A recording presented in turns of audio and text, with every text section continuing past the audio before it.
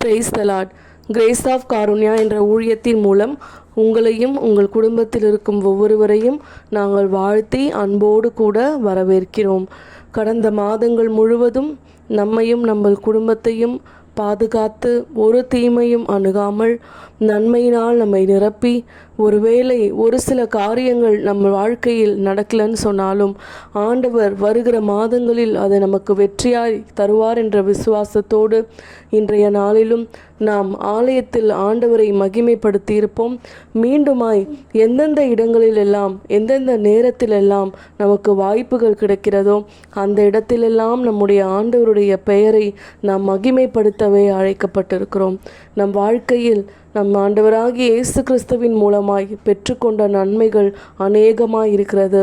ஆனால் நம் அநேக இடத்துல அந்த ஆசீர்வாதங்களையும் ஆண்டவர் நமக்கு செய்த நன்மைகளையும் சொல்ல மறந்திருப்போம். இந்த நாளிலும் அதையெல்லாம் நாம் ஞாபகப்படுத்தி நம் கண்களை மூடி, ஆண்டவரே, என் வாழ்க்கையில் நீங்கள் செய்த நன்மைகள் 1000, எங்கள் வாழ்க்கையில் உம்முடைய கிருபை போதுமானதாய் இருந்ததற்காய் நன்றி. இப்பொழுதும் தேசத்தில் அநேக இடங்களில் இழப்புகளும் வெள்ளங்களும் அப்பா இருக்கிற இடம் தெரியாமல் அநேக கிராமங்களும் அழிந்து போய் கொண்டிருக்கிற நேரத்தில் எப்படிப்பட்ட சூழ்நிலைகள் வந்தாலும், பேரிடர்கள் வந்தாலும், வெள்ளங்கள் வந்தாலும் எல்லாத்திலிருந்தும் எங்களை பாதுகாத்தீரே தேவனே. அதே போல் ஒவ்வொரு குடும்பங்களையும் பாதுகாத்து கொள்ளுங்கப்பா. இந்த தேசங்களை எல்லாம் நீங்கள் பாதுகாத்து கொள்ளுங்கப்பான்னு சொல்லி தேவ பிள்ளைகளாகிய நாம் கேட்கும் பொழுது நிச்சயமாய் ஆண்டவர் அதற்கு மனது உருகி எல்லாவற்றையும் ஆண்டவர் மாற்றி போடுகிறவராய் இருக்கிறார். இந்த நாளிலும் நாம் ஒருமனப்பட்டு ஆண்டவரிடத்தில் கேட்க வேண்டிய காரியம், இயேசுவே, நீர் எங்களுக்கு வேதனையை கொடுக்க மாட்டேன்னு சொல்லியிருக்கிறீங்க. இந்த நாளிலும் உமக்கு பிரியமில்லாத காரியங்களை ஒருவேளை நாங்கள் செய்து இப்படிப்பட்ட இழப்புகளுக்கு எங்களுடைய பாவங்கள் தடையாக இருக்குமானால், அதுதான் காரணமாக இருக்குமானால் நீங்கள் எல்லாவற்றையும் மன்னிங்கப்பான்னு சொல்லி நாம் மன்னிப்பை கேட்போம்.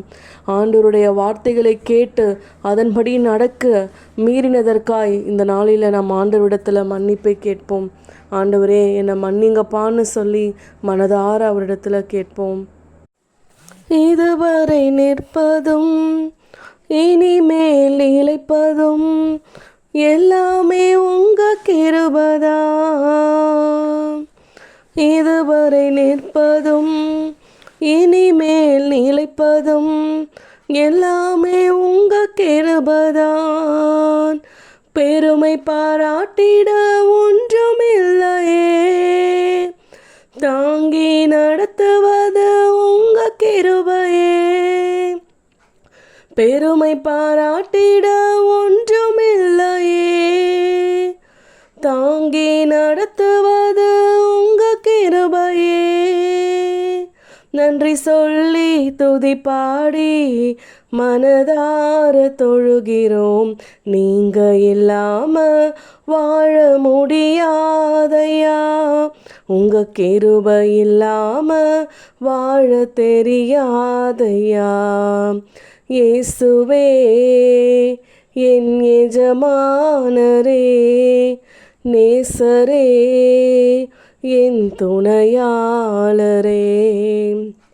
நமக்கு துணையாய் ஒவ்வொரு நாளும் நம்மை வழி நடத்துகிறவர் நம் ஆண்டவர் மட்டும்தான். அவருடைய கரத்தை ஒரு நாளும் விட்டுடாமல் அதை இறுக்கமாக பிடிச்சு கொள்ள வேண்டியது நம்முடைய கடமையாக இருக்கிறது.